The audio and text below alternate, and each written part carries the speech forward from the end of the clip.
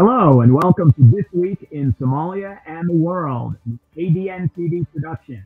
I'm your host, Daniel Fanad. Today, I'm fortunate to be joined by three prominent international journalists. Bill Campbell is an international journalist who travels often, making the rounds on 5 continents.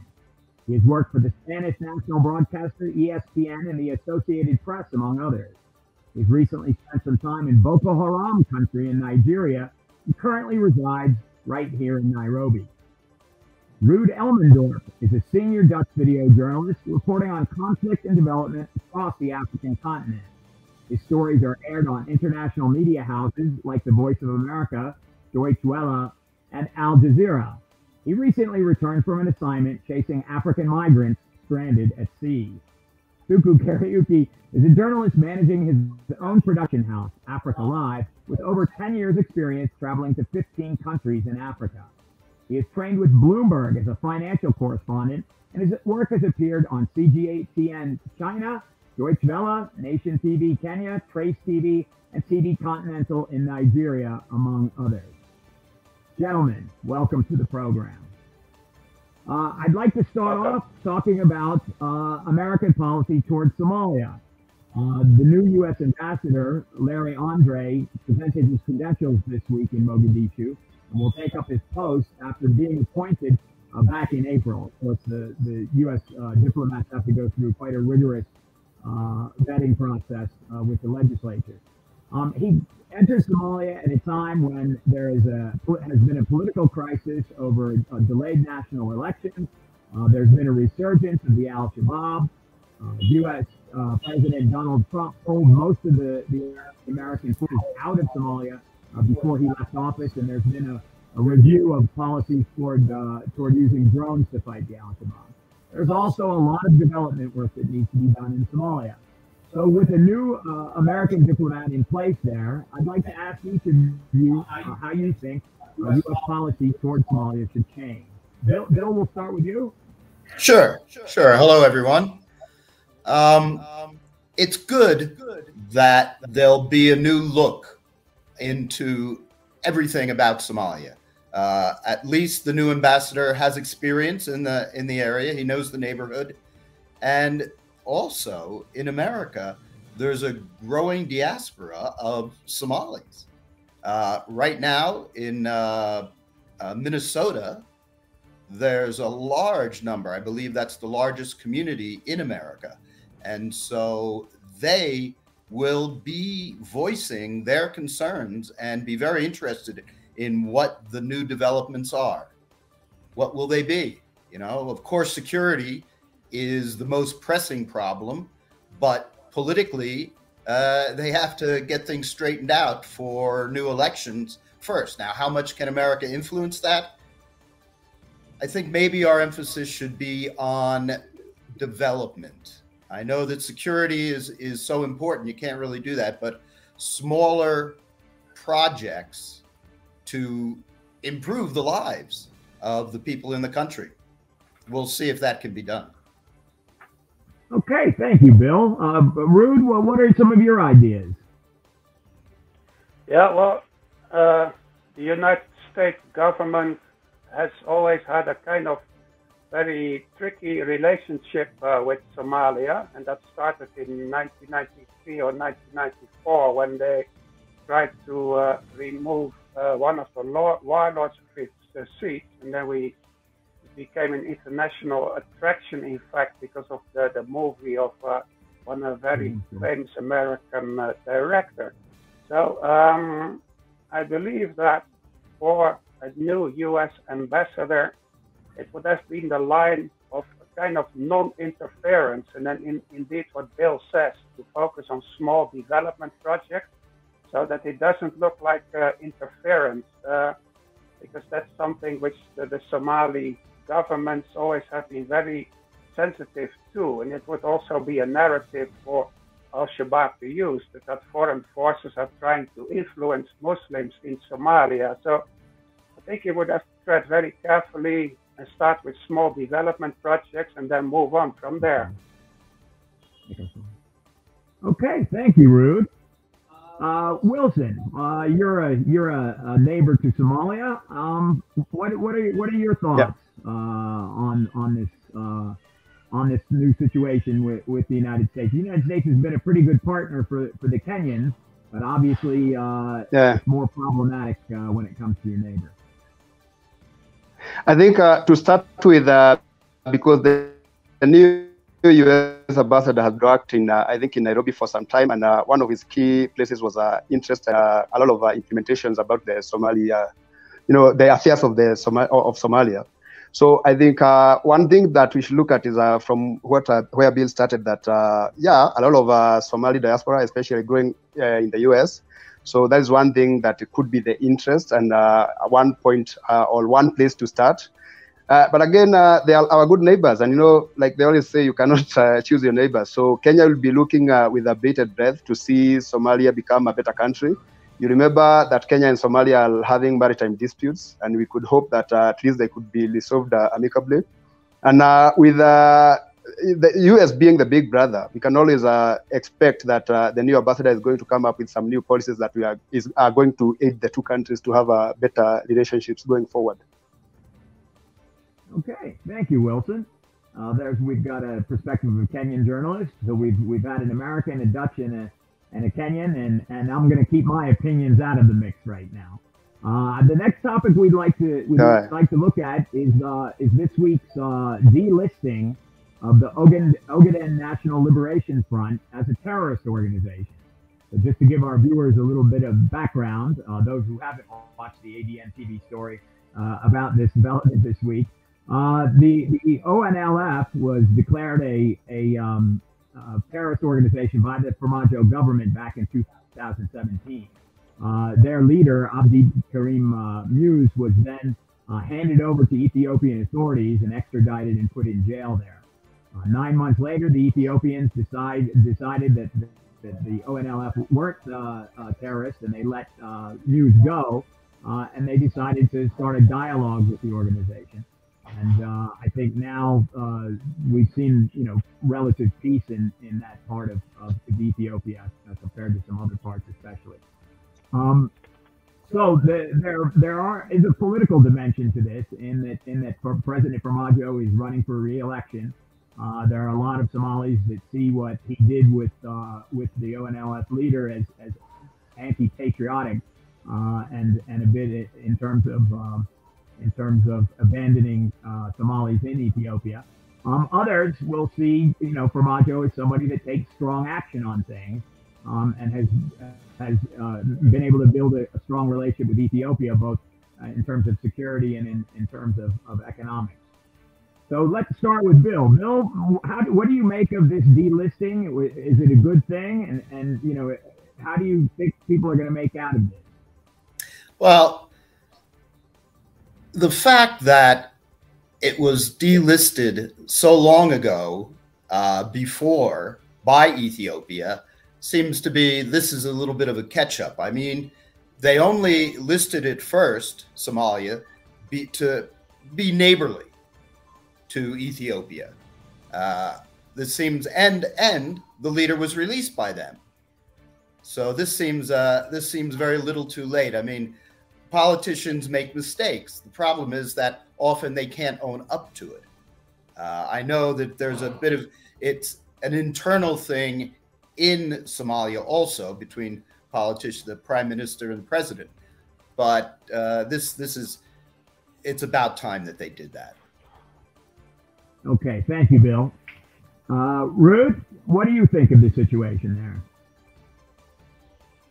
Yeah, I find that it comes at a very interesting moment. There is elections upcoming in Somalia that were delayed, and currently there's a fight between the prime minister and the current president about who is going to be the next head of state. And if we look at the history, that Oguden feels like a Somali region, and it has some sensitivities in Somalia to achieve the greater dream they once had, which is the greater Somalia, and that includes the Oguden region. And there you can start very funny things that Ethiopia is having a civil conflict of its own. It's not going well, that the state is weakening. And yeah, before you know it, we might have a new Somali region in Ethiopia. And if you put that into an election narrative, that could evoke some emotions among the people that are going to vote. So I find that it comes at a very peculiar moment. Okay, thank you, Ruud. That's very interesting, and I think your Greater Somalia ideas will receive a close look in Mogadishu. Wilson, what do you think of the situation in terms of the terrorists? He was living here actually ever since he was released from Ethiopia. Yeah, exactly. I personally pick a very political move from this because, like Bill said again, and Ruud, it's a time when Somalia is going through an electioneering period. So why just now? You know, because everyone is trying to pull their own side. So if they think that delisting the group means that you become more favorable to people, I think you take that move. But again, like I said, a very political move. I would want to know the exact details. I know like the details out there about why the group was delisted and now why they are considering it back. But what kind of a study has been done? What are the people in Somalia saying? How favorable is the group to everyone in the country? So for now, and for me, I read a very political move, someone trying to become better by, giving it back to some people. But it still goes back to the people of Somalia. What would they want? And I would want to know whether there was a study conducted to see what would have been the way forward. Okay, thank you, Wilson. Guys, I'm gonna sneak one in on you that I didn't prepare you for. So let me set it up, and then if you don't want to answer, you don't have to. Okay. There's a lot of people that look at this the situation with the ONLF being delisted as a move by Prime Minister Roble to hurt President Formaggio's legacy and his re-election chances. Now, there is one more very big potential controversy out there that Roble could look into, and that is the deployment of Somali troops for training in Eritrea, and then the subsequent allegations that they were involved in massacres in Tigray province. And again, just to fill the audience in, it was over a year ago that reports came from parents who had expected their children to be their sons to be trained in Turkey or Qatar, and found that they had been contacted and told that they were in Eritrea for training. The Eritrean government is known as for not being an elected government, for being very authoritarian, having little regard for human rights, etc. And so the deployment for training was controversial.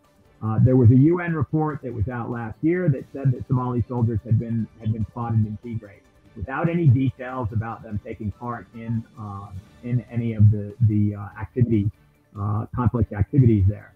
The Globe and Mail newspaper from Canada published a report last week saying that they had eyewitness accounts of Somali soldiers taking part in atrocities. So I'll kind of leave this open to you. If you would like, comment on whether you think that could be the next shoe to drop that would potentially hurt Formaggio, or whether you think that the government has the right to keep things secret in terms of what they're doing for security training, or whether sending troops to be trained in Eritrea was a good idea or not. Bill, what do you think? Is this the kind of training that Somalia needs? I mean, the human rights aspect of it is incredible. And what are soldiers doing out in Ethiopia anyway when there are an insurgency in their own country? I mean, it doesn't. I can't see it making sense on any front, really. You would think that having soldiers trained by learning this kind of warfare will just give rise to more arguments, more ways that people who don't agree with the government more arguments that they will have to go against the government. Doesn't make sense. Thank you, Bill. Rude, another thing that I think we need to consider is that there will probably be some war crimes trials after this conflict, and it is possible that Somali soldiers could be embroiled in it.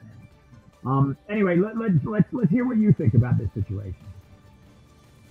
Yeah, well, I find it also quite amazing, and I think it also needs to be confirmed further whether there were really Somali soldiers being trained in Eritrea, because it's quite amazing. But on the other side, there is a historic pretext for it, because Ethiopia and Somalia are not in really good terms. That started already with the concept of Greater Somalia, that Oguden should be a part of Somalia. But then secondly, in 2006, the Ethiopian army under Prime Minister Meles Zenawi did an incursion in Somalia to remove the Islamic courts, and they've been there for quite a while. I think they were based in a former pasta factory in Mogadishu, and they were not really popular. So that's how I see it. It can be a kind of narrative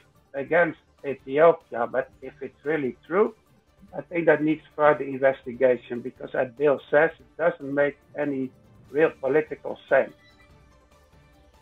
Okay, thank you, Rude.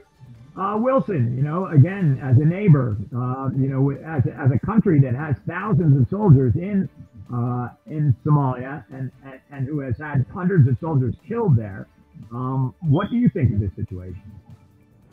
To start with, I would ask myself one question. Why is Somalia training its soldiers in Eritrea? Why not in a more peaceful country like Kenya or Uganda?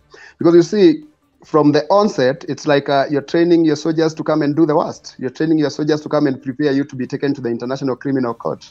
So the concern always is here that now you can see that Ethiopia has in a big way entered into the warring fronts near Kenya. Somalia is there. And you see, like I said before on a different question, the problems we are going through with Somalia on the international borders. So one thing I read into this again is that there is a lot of external influence on this. So whoever is pushing on which side is what we still don't know very well. But as well, like I've seen in several occasions, our government is very much worried because of the things that are happening at the border of Kenya and Somalia and Ethiopia now. Like there's like an inflow of refugees from different sides.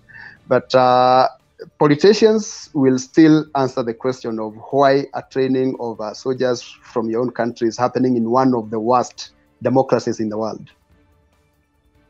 Okay, gentlemen, I told you I wouldn't keep you too long, so I'm only going to ask you one more topic.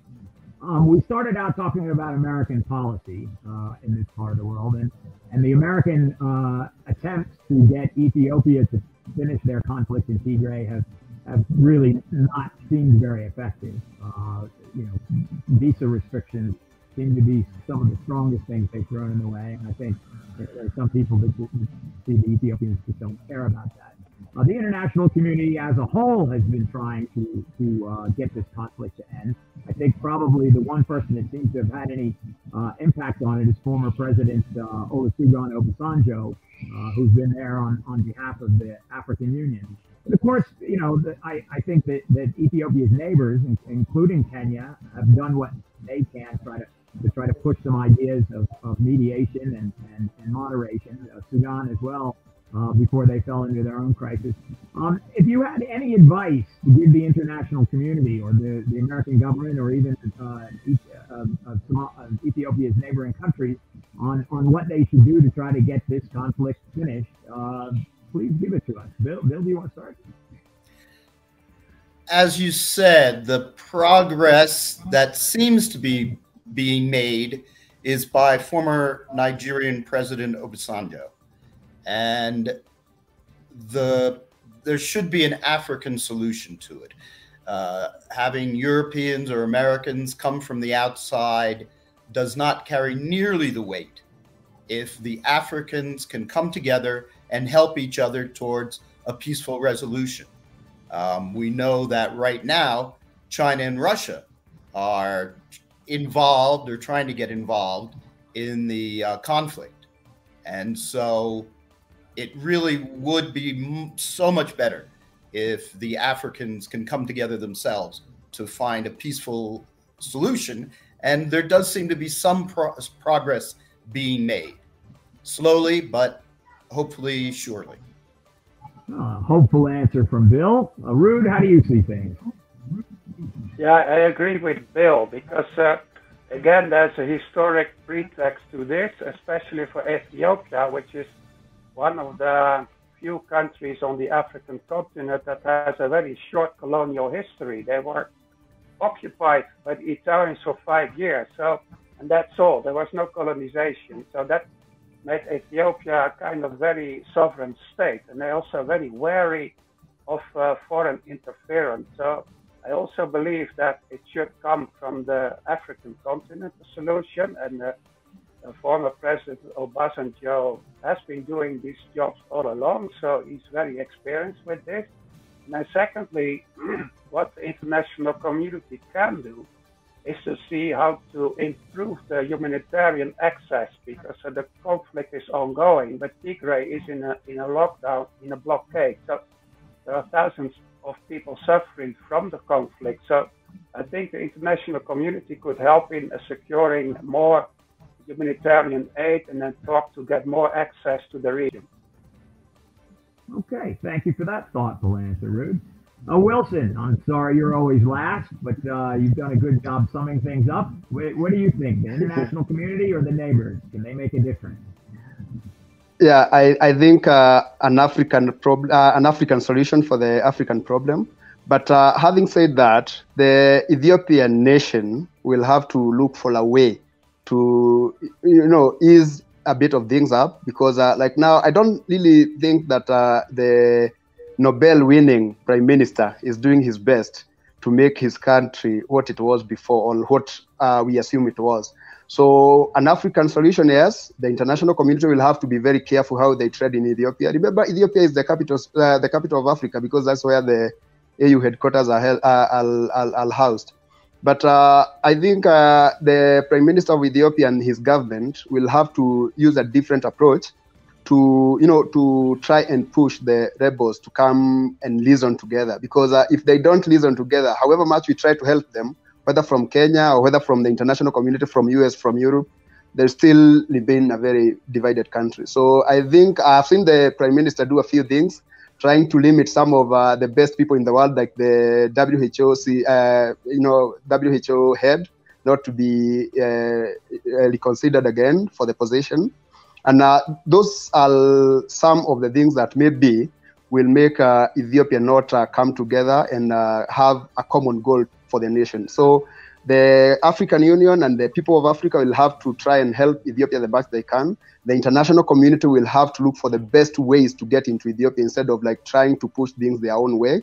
But Ethiopians themselves, led their prime minister, and I repeat here, the Nobel-winning prime minister, will have to sit down and listen together. Okay, gentlemen, this has been a very lively discussion. I think you've provided some real insight into what's happening in this part of the world. I'd like to leave our audience with something light. Yeah, so I'm going to give you a quick, it could be a one-word answer you can give me on sports to go out of this. Bill, who's going to win the Super Bowl? The Super Bowl, the New York Giants, of course, right? All right, for those of you that aren't American football fans, it's either the Rams, the 49ers, the Chiefs, or the Bengals. But Bill being from New York is still holding out hope for the Giants. Rude, who's going to win the Africa Cup of Nations? Cameroon. Okay, a one-word answer. There we go. Wilson, Yeah. what would you give it as their percentage chance to win the premiership this year for Manchester United, your favorite team? Gambia. No, okay. They have come all the way. They are going all the way. Okay, there we go. Well, that That was a great answer. And we'll see, Gambia or Cameroon or the New York Giants. Thank you so much for joining us today. To our audience, thank you for coming through and viewing the inaugural edition of This Week in Somalia and the World. I'd like to thank Bill Campbell, Ruud Elmendorp, and Suku Kariuki for being our guests. Hopefully they'll come back and see you again. And you all have a great week until we see you again. Good night. Thank you. Enjoy your time.